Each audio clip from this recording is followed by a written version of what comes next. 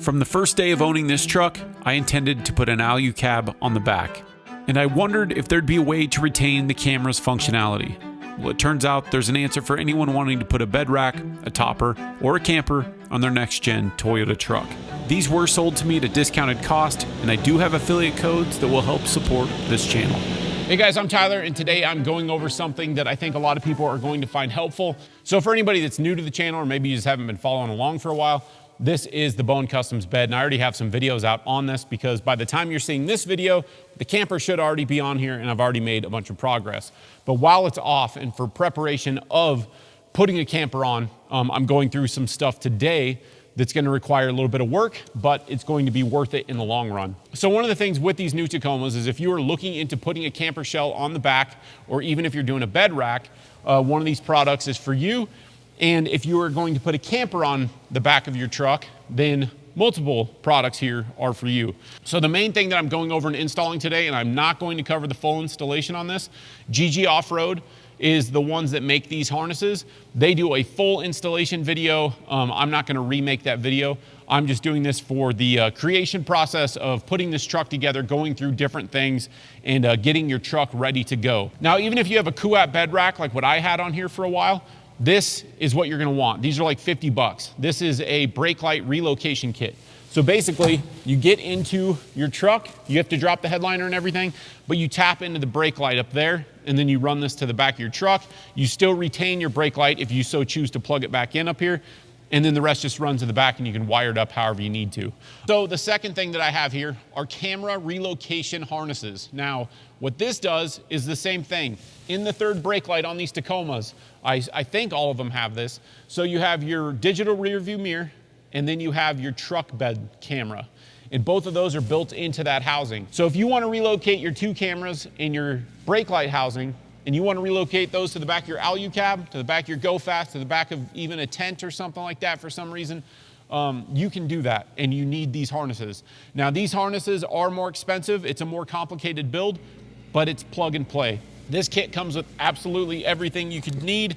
The one I got is the external mount kit, so each camera comes with its own 3D printed housing, and then you're ready to rock. With most products that you're gonna put on the back of a truck, you will be able to move that back off and do some of this work. For me, I'm doing an Alu-Cab canopy camper, and it is a semi-permanent installation. It's gonna be bolted down, it's gonna be glued down to this bed, and so the space I'm gonna have to get into this rear fairing here is gonna be limited and very hard to do, so I'm just doing that right now. I should be taking my truck down to Tactical Application Vehicles in New Mexico next week, I'm hoping, and getting this installed. So I wanna have all my ducks in a row to where I don't have to mess around, and then I don't have to struggle once the camper's on here to do this. So I bought their camera relocation kit, plus I bought their brake light relocation kit. I think the brake relocation kit is gonna be what most people need.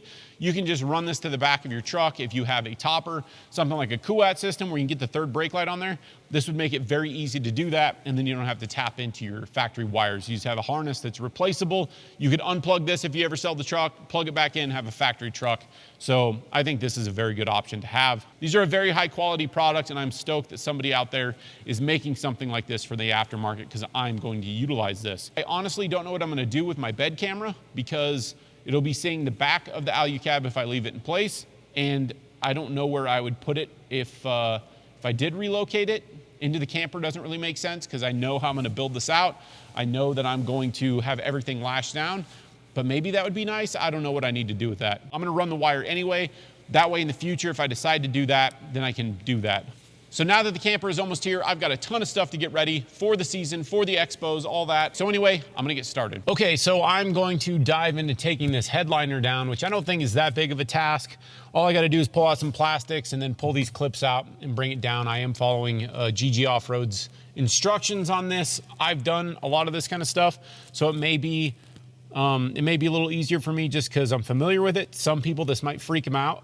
So do consider if you're gonna do this with yours, if you're gonna have a shop do it, or if you're gonna do it on your own. Somewhere online I saw that a guy took like 10 hours to do this. Consider this, that even if it takes you 10 hours to do this and you get frustrated while you're doing it, as long as you take your time, you're willing to walk away from the truck whenever you start getting angry at it, You're gonna save so much money. Even if a shop does it in less than 10 hours, just consider that it does take a significant amount of time. So even if it's taking you a long time, you're saving potentially like $1,000 or more, depending on the shop rate. So take that into account. That's how I get away with doing a lot of this stuff, is most of it is DIY installs. So anyway, I'm gonna get started. So this was not that bad to take out at all. There's only 4 10mm bolts you need to take out. One of mine started spinning, but I was still able to get the nut off. But I'm gonna have to fix that before putting it in here. I could mess with it and try to complain to Toyota about it, but how often am I gonna have to take this thing off, for one?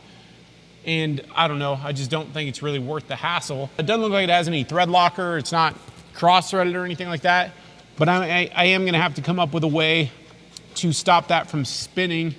So the reason I started the camera back up was because I wanted to give you a tip real quick. So to take out the 2 that are by the lights, just open your rear window and reach in there through the headliner, and you can get to those much easier than you can from doing it on the sides. Do the far bolt from that side, this far bolt from this side, get the 2 right here. Just take your time with projects like this and you can get it sealed back up just like it was from the factory. And a helpful tip with this project is to be extra careful with this spoiler piece because, as we all know, the new Toyota paint scratches very easily. This kit does include 2 little plugs that are kind of like a camera delete kit, and it actually looks pretty nice once you get them set in there.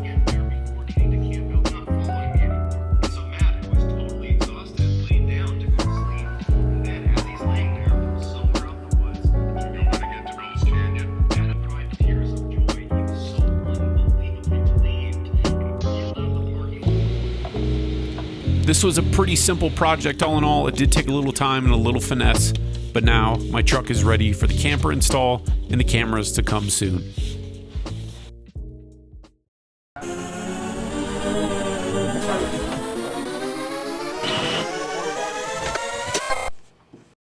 Okay, so next I'm gonna be putting in my backup camera, or the camera that goes to my rear view mirror. And you can take your existing cameras out. Like in my situation, I just pulled the cameras out. I didn't want to buy more.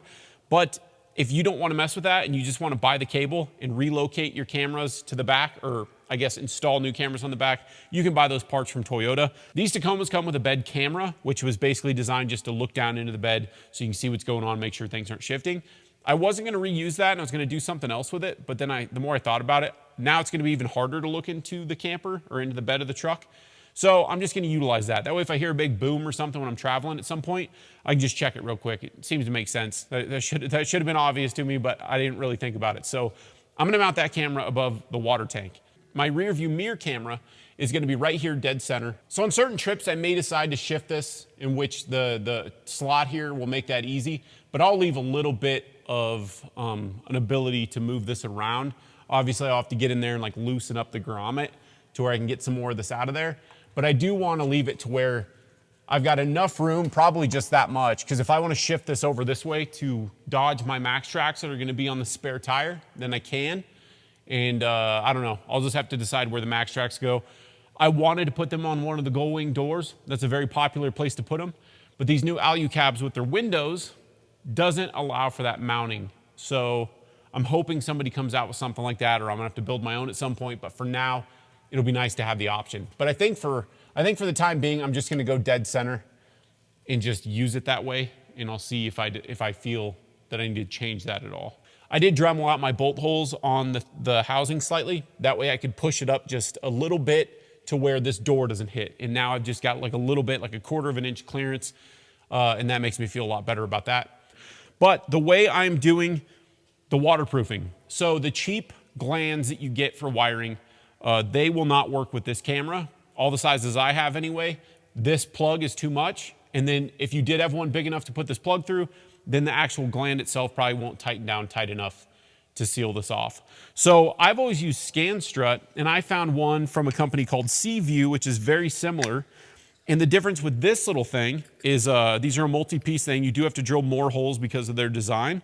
With the Scan Strut stuff, you normally need to cut a wire, and then you freeze the rubber grommet that goes in here. You drill your hole, and then once it thaws out a little bit, you push your wire through, and that will give it a very, very tight fit. No water or anything's gonna get into it. The design on this one is that you freeze it and you actually cut it, you slice it. That way, when you have a plug like this, you don't have to disconnect anything, because I have some de-pinning tools, but this looks like it might be a pain, and it's probably gonna be some really tiny wires in there. So this will be able to accommodate this, wait, will it? It won't. I should have checked that, shit. All right, well, let me check this. Okay, so I found this wiring connector because I saw that you could cut it for any wiring size. I didn't even think about the fact that I need to fit it through here. But for anybody that's doing the same exact thing with their Tacoma or Tundra, this C-View grommet, I will put a link for this, of course, below as well. All I did was I trimmed, there's like a little bit of an edge, a plastic edge that doesn't do anything. It's more of like for removing the thing. And you can definitely still unplug everything with it off there. But I trimmed that off and now it has fit through. So that worried me for just a second, but now it should be fine. I have to say that I am intimidated about this. Putting a bunch of holes into something like this is always something I hate to do, because you never know in the future if you decide to change your mind on something. I hate drilling, especially into something like this, but at least it's a good looking part. I don't know exactly where I'll put it, but it'll look pretty factory. It's just one of those things where it adds bulkiness to the back of the system, you know what I mean? So it's not the most beautiful thing in the world. I think I'm gonna mount it downward like that. And then also, if I need to run any other wires through this in the future, I can always pull this off, expand the hole in this thing, and then add more wires. So that'll be kind of handy as well.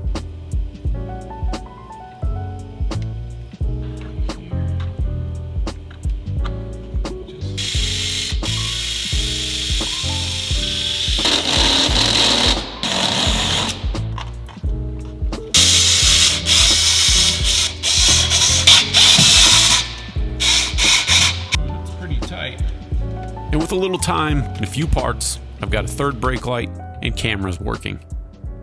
So as you can see, my third brake light is working and my cameras are working now. And I just wanted to go through and show you the final products real quick. The way this camera mounts right here, this is using the GG Offroad camera housing. They have one that goes with the internal bed camera, and then they have one that comes with this camera. So I did utilize those. That's a separate package, but they're about the same price to get that kit versus the like suction cup kit, if that's what the way you want to go with it. But I actually want to shim it to where it points up more, because as I've been driving, this points down a little bit more than I would like it to. I would like it to see backwards farther to where I can see traffic behind me and stuff like that. And then my actual backup camera, I will be relocating. Bowen did that system and it faces straight backwards, but I want it to actually look downward so I can use my my bird's eye view sort of a thing. And so I'll be working on that, and that will be my backup camera. I just want this for when I'm traveling and I've either got friends behind me or just general traffic. I can still use the function that the truck has. I know there's gonna be comments with people just saying, just be done with the cameras, you don't need them. But that's how I normally look at something. But when you get a truck like this and it has all these nice features, it sure is nice to utilize those. So I just wanted to go over this kit and show you guys this product, because I do think it's pretty cool. As far as relocating your cameras, this is the only system that I know of. It is out of Colorado. I'll leave a link for GG Offroad in the description and in the comments as well. But this is the best option for the Tundra and the Tacoma, the newer generation vehicles. They have a few different options on there for the camera kit, and then the brake wiring kit is kind of a separate thing. But I recommend that as well, because it'll just make your life so much easier. If you have a bed rack and you want to run that wiring to the back, you can put a quick connect on that to where if you take your Kuat rack off or whatever rack you're using, you can unplug that, leave the wiring in there, and then when you put it back on, just plug it back in. The one inside the truck above the water tank, I've not fully mounted that yet. It's up there and it's kind of pinched in between the water tank. I don't know if you guys can even see that right now. It's kind of pinched in between my water tank and the top of the camper. I'm gonna mount that at some point in a different way with actual bolts. But right now I just kind of put it in there because that's the least important camera for me. So of course, with the conclusion of this video, I just wanted to show you guys how I mounted it up and show you that the brake lights and stuff are working. It was a pretty simple process. It definitely would have been more simple if you weren't doing as much to a truck as I am right here. It added time just because I had to think about things and do things in a particular order. So in my opinion, just getting the brake light wiring, that's pretty cheap. The camera system is expensive. I totally understand that, but it's a situation too where it's very well made and there's also not another option out there that I'm aware of. So it works, and it works well though. It's just enough to get it to the back of the truck.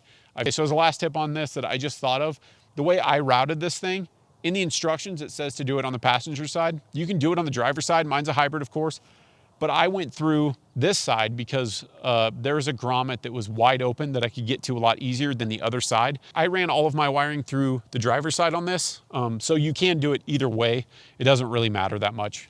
Just make that decision before you start really diving into things. I actually had planned on doing it on the passenger side, just like the instructions said. But with the Bowen bed, there's a better spot to run wiring on this side. So I just went ahead and did it that way. Okay, so real quick, I'm gonna show you these cameras in action, so let's dive into the interior of the truck. Okay, so just like normal, nothing's changed. For me, my rear view mirror would be totally useless had I not done this installation. So now whenever I flip that, I have the camera on the back. And honestly, I started using that more than the actual just mirror for various reasons. I had the cool-out rack on here, I had a bunch of stuff in the bed. And so I ended up finding that was very useful. It's one of those things I've never had on a vehicle before. And it's something I would like to add to the FJ in the future because it is a very, very useful thing to have. Gets rid of some of the blind spots and stuff. And yeah, and so I'm quite fond of that. The other side of this is I need to put it into neutral here, drive. But for my bed camera, let's say I'm on a long trip and all of a sudden I hear a bang, I can check on this, and with my wireless connection from my phone, I could even turn on the lights that are back there in the camper if I'm traveling at night, and I can see what's happening. So if I had a case that came loose, or I hear a boom in the back and a chip bag blew up because I'm going over a high mountain pass or something, I can turn this on and potentially see that if it's, assuming it's not in a case or something like that. So it's going to be a very nice feature to have, and I think that that's going to end up being pretty handy. So this is just one of those things that I'm glad I went through and spent the time to upgrade this. It really was not that difficult. I gained a ton of functionality back in my truck that I didn't have for a short while I just had the Bowen bed on for a couple months. And I'm so glad that I went through and did this, because on the trails, going to campsites, even just in day-to-day traffic, whenever we're on our long trips and stuff, I bought the Trail Hunter partly because I wanted to just have all the bells and whistles of the modern generation without having to go through and like nitpick and try to get the truck I wanted. I knew that this just had everything. And these are features that I've never had before, and I've grown to love them so quickly. They are really nice to have. I understand they're more complicated and all that, but having my cameras back is super cool. Okay, so I just thought this was a cool product that a lot of you are gonna find useful. It was something I had to kind of dive into the internet to find, then once I found it, it's the best solution out there and the only solution for the cameras. Thanks for checking the video out. The links will be below, and I hope this is helpful for some of you with the new generation Tacoma or Tundra. See you next time. As always, thank you so much for watching, and click one of the videos in the corner to check out more of our adventure, off-road, and overland related content.